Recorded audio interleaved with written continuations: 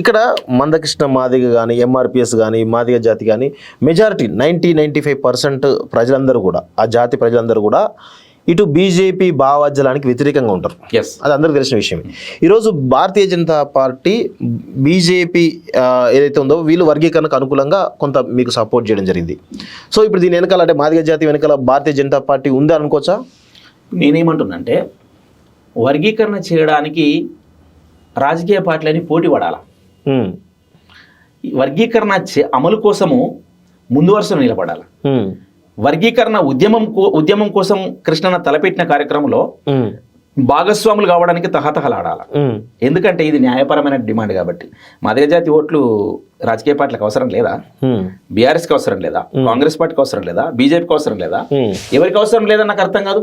తెలంగాణ ఉద్యమం జరుగుతున్నప్పుడు కూడా తెలంగాణకు అనుకూలమే అనుకుంటూ అడ్డుపడ్డ వాళ్ళని చూసినాం.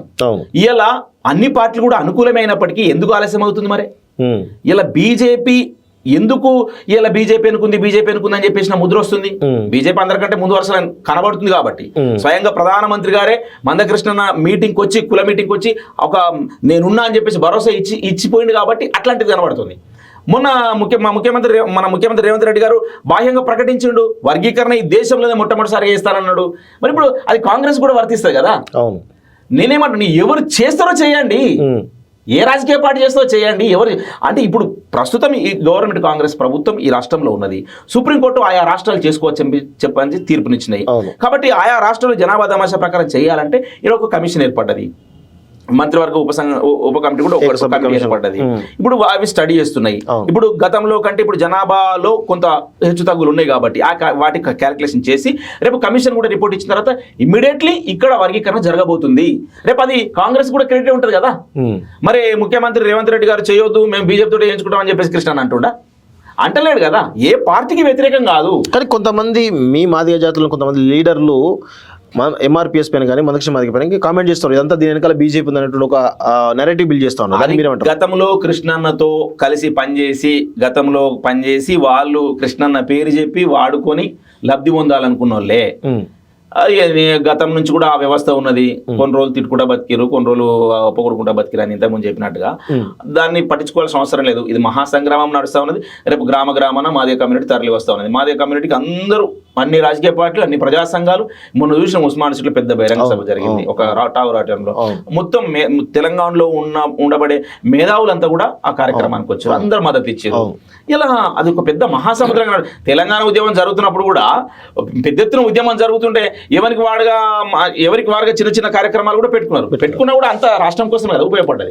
మేమేమనుకుంటున్నామంటే వాళ్ళు ఒకవేళ చేసే కార్యక్రమం వర్గీకరణ సాధించుకోవడానికి ఉపయోగపడేది అయితే స్వాగతిస్తాము.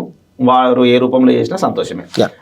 పడితే మాత్రం వాళ్ళే ఈ సమాజం ముందు చిన్నగా. మనం మాలలు వర్సెస్ మాదిగల గురించి మాట్లాడే ముందు ఒక పాట మా కాలేజ్ టీ దరువు ఇది డప్పుల దరువు, ఎయిర దరువు ఇది 1,00,000 డప్పుల దరువు, 1000 గొంతుల గర్జనకై 1,00,000 డప్పుల దరువు, ఎయిర దరువు ఇది డప్పుల దరువు, కాపుల ముసలి తల్లి అవ్వ కాలాముడికి సత్తే కాడు వేర్సినాది ఇది పాడేమో సినాది అంటారానియాకున్నా కంట నీరు పెట్టినాది, ఎయిర దరువు గాడ పూలొల్ల దరువు, ఎయిర దరువు ఇది సప్పుడొల్ల దరువు, కర్ణాల బిడ్డ పెళ్ళి కనకన్నా డప్పు కొడితే పెళ్ళైపోయినాక పెంట మీద తిండి వెడితే గుంజకున్న డప్పు చూసి గుండె గుద్దుకున్న దరువు గా ఎయిర దరువు గా డప్పులొల్ల దరువు, ఎయిర దరువు ఇది 1,00,000 డప్పుల దరువు, గజ్జల సప్పుడింటే ఇది గంతులేసే దరువు, ఇది దుంకులాడే దరువు ఇది దుమ్ము లేపే దరువు, నెత్తురు గారంగా పైసను నెత్తి కద్దుకున్న దరువు, ఎయిర దరువు ఇది డప్పులొల్ల దరువు, లగ్గామైన జెత్తై ఇవి లొడాయైన జెత్తై, లగ్గామైన జెత్తై ఇవి లొడాయైన జెత్తై, పెళ్లి డప్పు కొట్టినట్టే సాగు డప్పులు కొడతాయి, ఎయిర దరువు ఇది డప్పులొల్ల దరువు, ఇది సప్పుడొల్ల దరువు ఇది 1,00,000 డప్పుల దరువు, ఇది 1000 గొంతుల దరువు, 1000 గొంతుల గర్జనకై 1,00,000 డప్పుల దరువు, చల్ ఎయిర దరువు. ఈ మొత్తం దరువులేసుకుంటూ ఫిబ్రవరి 7వ తారీఖు రోజు ఈ మహానగరానికి తరలి రావాలా. ఓకే. ఈ సమాజం అంతా కూడా ప్రతి ఒక్కరు మద్దతు తెలిపే ప్రతి ఒక్కరు సంఘం కూడా అప్పేసుకొని రాబోతా ఉన్నారు. అవును. సో ఇప్పుడు కళాకారులందరినీ కూడా ఒక వేదికపైకి తీసుకొస్తున్నట్టు కనబడతా ఉంది మందకృష్ణ మాదిగ గారు. అసలు ఎట్లా మీరందరూ కూడా ఒక్కొక్క రకమైన టాలెంట్లు, ఒక్కొక్క రకమైన భావజాలాలు ఉన్నాయి. అందరినీ ఒక వేదికకి తీసుకురావడానికి మందకృష్ణ చేసినటువంటి ప్రయత్నం ఏంటి అసలు? కృష్ణన్న వాస్తవంగా ఒకరోజు పిలుచుకొని మాట్లాడినప్పుడు, తమ్ముళ్ళు నా జాతిలో పుట్టినటువంటి బిడ్డలు మీరంతా తెలంగాణ ఉద్యమంలో కీలక భూమిక పోషించారు. కవులు కళాకారులు మీరంతా అద్భుతమైన పాటలు రాశారు. ఓ రాతి బొమ్మల్లో నొక్కలువైన శివుడ, తెలంగాణ పోరు సాగుతుంది కొడుక, తెలంగాణ హోరు సాగుతుంది బిడ్డ, ఏ పురు సోమన్న, రాతి బొమ్మలో నొక్కలువైన శివుడ, మిట్టపల్లి కొమ్మాలలో కోయిలమ్మ, ఇద్దరు అన్నర్స్, ఇట్లా చెప్పుకుంటూ పోతే ధూమ్ధామ్ వేదికైన అంతర్పుర నాగరాజు, ఇట్లా ఈ జాతి బిడ్డలకు ఇంతమంది వీరులారా వందనం. యావత్ సమాజాన్ని అంతా విద్యార్థి అమరవీరులను గుండె కత్తుకున్నలాగా చేసిన సమాజం అంతా వాడుకున్నది మీరు రాసింది కదా, నేను రాసిన పాటని. ఇట్లా తమ్ముళ్ళు మీరంతా ఇన్ని అద్భుతమైన సాహిత్యాన్ని తెలంగాణ కోసం పాడిన వాళ్ళు, రాసిన వాళ్ళు ఇలా జాతి కోసం జరుగుతున్నది. తెలంగాణ కోసం మీరు రాసిర్రు, పాడినరు, మీరు భాగస్వాములు అయ్యారు. తెలంగాణ వచ్చింది, మీకేమైనా వచ్చిందో రాదో నాకు తెలియదు. మీకేమైనా వచ్చిందో మీ ఇంత ఉద్యమం చేస్తే మీకేమొచ్చిందో తెలియదు. కానీ జాతి కోసం జరుగుతుంది తమ్మి. 30 ఏళ్ళు నేను కష్టపడ్డా, 30 సంవత్సరాలు నేను కష్టపడ్డా కదా, 30 రోజులు సమయం ఇయ్యారా తమ్ముళ్ళు జాతి కోసం అని చెప్పేసి అడిగినప్పుడు మాకు మనసు లేదన్న. ఏ పార్టీలో ఉన్నా సరే ఒక కుటుంబంలో అన్నదమ్ములు ఉంటాం, రకరకాల పనులలో వెళ్ళిపోయినా కానీ దసరా రోజు జమ్మి ఇవ్వడానికో లేదా ఉగాది రోజు పచ్చడి తాగడానికో తల్లిదండ్రుల ఆశీర్వాదం తీసుకోవడానికి అన్నదమ్ములందరూ ఎట్లయితే ఒక దగ్గర కలుస్తారో ఇవాళ అట్లాంటి సందర్భం వచ్చింది. ఒక చారిత్రక నేపథ్యం వచ్చింది. ఈ జాతి ఒక్కతాటిపైన నిలబడి మన హక్కులను కొట్లాడి సాధించుకోవాల్సినటువంటి తరుణం వచ్చింది. ఆ టైంలో ఇవాళ అన్న అట్లా చెప్పిన తర్వాత మా కాలే అన్న తప్పకుండా ఉంటామన్న, అందరినీ ఐక్యం చేయడంలో మా పాత్ర పోషిస్తాం 100%. ఇది వర్గీకరణ పోరాటం న్యాయసమ్మతమైనది. మీ నాయకత్వం మీద మాకు ఎట్లాంటి వేరే ఉద్దేశాలు లేవు. 100% మీరు 30 సంవత్సరాలు ఉద్యమాన్ని నడిపించారు, మీరు నిందలు మోసిరు, మీరు ఎన్ని రకాల నిందలు పడాలో, ఎవరెవరితో ఎన్ని తిట్ల పడాలనో, చివరికి జైలు పాలైండు ఒక దశలో. ఇన్ని మోసిరు కదన్నా. ఇంత పెద్ద ఉద్యమాన్ని 30 సంవత్సరాలుగా నడిపించడం చూడలే. ఎంతసేపు మందకృష్ణకు పదవి ఇవ్వాలనుకుంటే ఒక పదవి అంటే ఎంతసేపు అంటున్నా, ఎంతమందికి రాలే? కుల సంఘాలు పెట్టుకున్న నేతలకు ఎంతమందికి పదవులు రాలేవు? చాలా మంది. ఈయనము వర్గీకరణ ఉద్యమాన్ని తాకట్టు పెట్టి ఒక పదవి తీసుకోవాలనుకుంటే ఒక రాజ్యసభ రాదా, ఒక ఎమ్మెల్యే గాడా, ఒక ఏదైనా పార్టీకి పోవాలంటే ఎంతసేపు? కానీ అవన్నిటిని తృణప్రాయంగా వదిలేసి నా జాతి ముఖ్యమని చెప్పేసి నిలబడ్డాడు కదా, అవన్నీ గుర్తొచ్చినాయి అన్న. బరాబర్ ఉంటామన్న 100% అని చెప్పేసి 30 రోజులుగా అన్న సాధ్యమయ్యే వరకు మొత్తం లక్ష్యం నెరవేరేదాకా ఎంబటే ఉంటాం, పనిచేద్దామన్న కమ్యూనిటీ కోసం అని చెప్పేసి అన్నాం. మేము నిలబడ్డాం.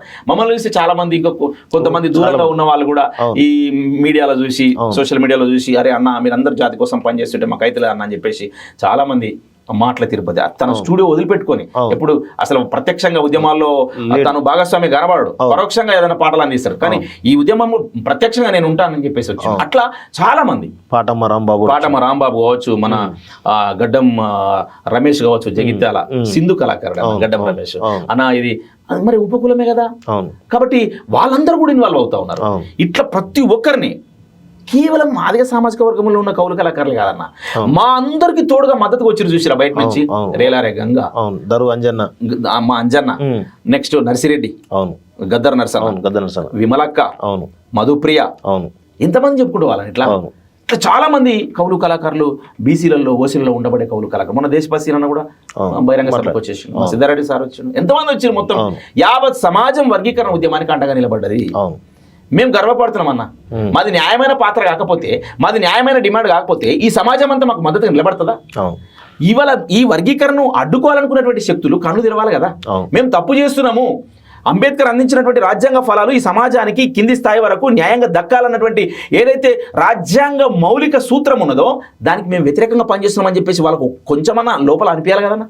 అనిపించినా కూడా దుర్మార్గంగా మాట్లాడుతున్నారు. కానీ ఇక్కడ విషయం ఏంటంటే, గత 30 సంవత్సరాలు ఎంత పెద్ద ఎత్తున వర్గీకరణ ఉద్యమం జరిగినప్పుడు కూడా ఏనాడు కూడా మాలలు మీ సోదర సమానులే, వాళ్ళు మీరు అంతా ఒకటే అనేటువంటి ఒక ఎప్పటి నుంచో ఆ భావన అయితే మీ దానిలో ఉంది. ఎందుకు అంత సడన్గా ఈ ఒక 3-4 నెలల గ్యాప్లోనే మీ ఇద్దరి మధ్య, 2 కులాల మధ్య విపరీతమైనటువంటి డివిజన్ రావడం జరిగింది? అసలు ఇప్పటికీ మాకు అట్లే ఉంది. మేము ఎక్కడ మందకృష్ణ నుంచి మొదలుకుంటే ఇవి ఇలా కృష్ణతో కలిసి పనిచేస్తున్నటువంటి నాలాంటి వాళ్ళు అందరి ఇంటర్వ్యూలు కానీ అందరి వాయిస్లు కానీ మీరు వినండి.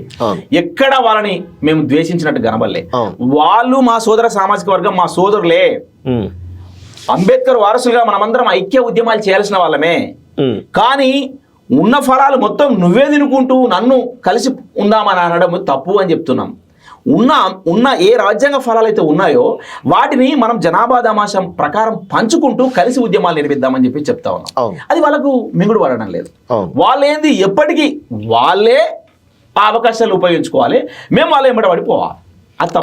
కానీ ఇక్కడ మీ మాటలలో ఈవెన్ మందకృష్ణ గమాది గారు కానీ మీరు కానీ చాలా మంది మాటలలో మాలలంతా సైకోలు, సామాజిక స్మగ్లర్లు అనేటువంటి ఒక భావన మీరు విపరీతంగా తీసుకుపోతా ఉన్నారు. దానివల్ల మీరు నాయకులు అంటే పర్లేదు, కానీ మీరు మొత్తం మాల జాతిని అంటున్నారు. జాతిని ఎక్కడ అనట్లేదు, మా మందకృష్ణ అన్న కూడా అనలేదు. మాల జాతిని సైకోలుగా మేము అనట్లేదు. ఆ జాతిలో ఉన్నటువంటి వాళ్ళు ఆ జాతికి అవమాన పరిచేలా, ఆ జాతి తల దించుకునేలా కొంతమంది సైకోగా వ్యవహరిస్తున్నారు. ఏందన్నా మందకృష్ణ జీవితం, ఉద్యమ జీవితం ఎక్కడ, వీళ్ళ వయసు ఎంత నాకు అర్థం కాదు. మందకృష్ణ పట్టుకొని బచ్చగాలు, నిన్న మొన్న వచ్చిన బచ్చగాలు మందకృష్ణ పట్టుకొని తిడతారా? మాదే కమ్యూనిటీ పట్టుకొని తిడతారా? అరే జాతి మొత్తం సబ్బండ వర్గాల కోసం నెత్తురు తర్పణ చేసి పనిచేసిన జాతి ఇది. ఆ జాతిని నువ్వు ఇష్టం వచ్చినట్టు మాట్లాడతారా? ఎవరి కోసం మాట్లాడుతున్నారు మీరు? ఇలా ఒక మంత్రి పదవి కోసం ఒకరిని రెచ్చగొట్టి మాల జాతిని మొత్తం ఒక దగ్గర తీసుకోవాలని చెప్పేసి ప్రయత్నం చేస్తే దాంట్లో మీరు కొంతమంది నలుగురు జమై మొత్తం జాతిని మొత్తం సర్వం సమాజం నుంచి దూరం చేసే ప్రయత్నం చేస్తూ ఉన్నారు. మీరు కదా ఆ సమాజానికి ద్రోహం చేసేవాళ్ళు వాళ్ళు. అందుకు సైకోలు అనాల్సి వచ్చింది మందకృష్ణ. సైకోలు ఆ నలుగురు మాత్రమే, ఆ నలుగురు ఐదుగురు మాత్రమే. ఆ జాతి కాదన్న, మాల జాతి ఆ సమాజం, నా సోదర సామాజిక వర్గం. ఆ సమాజంలో చాలా మంది ప్రజాస్వామికవాదులు నా స్నేహితులు ఉన్నారు. నేను ఆలింగనం చేసుకుంటా, కలిసి పనిచేసినాము. తెలంగాణ ఉద్యమంలో కలిసి పనిచేసినాం కదా. రేపు రాజ్యాధికారం కోసం భవిష్యత్తులో కలలు కన్న వాళ్ళం. అంబేద్కర్ అందించిన రాజ్యాంగ ఫలాలు అందుకోవడానికి, రాజ్యాధికారం అందుకోవడానికి దళిత బహుజన వర్గాలు కలిసి ఉద్యమాలు నిర్మాణం చేయాలని చెప్పేసి మాట్లాడుకునే వాళ్ళం కదా. ఇలా నేను విఘాతం కలగాలని చూస్తలేను. మీరు ఈ హృదయాలలో, ఈ మనసులలో, ఈ జాతిలో మొత్తం శాశ్వతంగా దూరం అయ్యే ప్రక్రియలు మీరు చేస్తున్నారు. ఆ మాటలు మీరు మాట్లాడుతున్నారు. అది తప్పు కదా అంటున్నా నేను. ఇదా అంబేద్కర్ చెప్పింది? ఇదా రాజ్యాంగ స్ఫూర్తి? మీకు వచ్చిన 4 మాటలతోటి ఇలా ఇష్టం వచ్చినట్టుగా మాట్లాడితే నడుస్తా అనుకుంటే, ఇష్టం వచ్చినట్టుగా బెదిరిస్తే నడుస్తా అనుకుంటే ఎవడు భయపడడానికి ఉన్నాడు ఇక్కడ? అదే కదా ఎంత దుర్మార్గానికి పోయారంటే వీళ్ళు. అందుకనే అనడే మా కృష్ణ సైకోలని, అందుకే అనడేమో వీళ్ళను. ఇలా వర్గీకరణ కోసం మేము ఉద్యమం చేస్తూ ఉన్నాం. ఇది న్యాయపరమైంది, రాజ్యాంగబద్ధమైంది. ఇది న్యాయపరమైనది, రాజ్యాంగబద్ధమైంది కాబట్టి మేము ఉద్యమం చేస్తూ ఉంటే, ఇది న్యాయమైంది కాబట్టి మిగతా సామాజిక వర్గాలకు మద్దతు చేస్తూ ఉన్నాయి. ఒక పృథ్వీరాజ్ అని వచ్చి మద్దతు చేస్తూ ఉంటే ఆయన ఫోన్ చేసుకుంటే ఆయన తిడతారు. విఠల్ మద్దతు చేస్తుంటే విఠల్ని తిడతారా? గంగన్ కూడా రేలరే గంగని తిడతారా? బీసీ సామాజిక వర్గాల నుంచి మాకు మద్దతు వస్తూ ఉంటే వాళ్ళందరినీ పట్టుకుని తిడతారు. జయప్రకాష్ నారాయణ వస్తే ఆయన మీద ఆయన తిట్టుకుంటూ వీడియోలు పెడతారు. మన ప్రొఫెసర్ నాగేశ్వర్ వస్తే ఆయన తిడతారు. అసలు మీరు ఎవరు అంటున్నారు? మీరు అసలు ఏమనుకుంటారు? ఈ సమాజంలో ఆ జాతిని అందరితో కలిసి బతికేలా చేయాలనుకుంటున్నారా, లేకుంటే ఈ సమాజంలో ఒక దోషిగా నిలబెట్టాలనుకుంటున్నారా వీళ్ళు అన్న? అంటే వాళ్ళ వల్లనే ఈరోజు మాల జాతి అంతా. నేనేమనుకుంటున్నానన్నా, మనము తల్లిదండ్రులకు పుట్టినప్పుడు ఆ తల్లిదండ్రులకు గొప్ప పేరు తీసుకొచ్చే పని చేయాలి. ఒక కులంలో పుట్టినప్పుడు నువ్వే కులంలో పుడతావు, నేను కులంలో పుడతా మనకు తెలియదు. మనం ఏ కులంలో పుట్టినా కూడా ఆ కుల ఆత్మగౌరవం గొప్పదే. నేను ఉదాహరణకి నేను మాల కులంలో పుట్టినా అనుకుందాం. మాలనైతే నేను ఆ మాల సామాజిక వర్గంలో మీటింగ్లోకి పోతా అన్న, కుల మీటింగ్ కాబట్టి పోతా. కానీ సామాజిక పరమైనటువంటి న్యాయపరమైన డిమాండ్ వచ్చినప్పుడు వర్గీకరణ ఉద్యమం జరుగుతున్న టైంలో నేను కనుక మాల సోదరుని అయి ఉంటే కనుక నేను ఇలా వర్గీకరణకు ఒక ప్రజాస్వామికవాదిగా వర్గీకరణకు మద్దతు తెలుపుతా. అన్యాయం అవుతున్న పక్షాల వైపు నిలబడాలి కదా మనము. అట్లా వీళ్లకు ఈ కొంతమందికి అలాంటి బుద్ధి లేనందుకు ఆ సమాజం తలదించుకునేలా చేస్తూ ఉన్నారు వీళ్ళు. ఆ కులంలో పుట్టినందుకు ఆ కులం గర్వపడి పనిచేయాలి, ఆ కులం తలవంపులు తీసుకొచ్చుకునే పని చేస్తూ ఉన్నారు వీళ్ళు.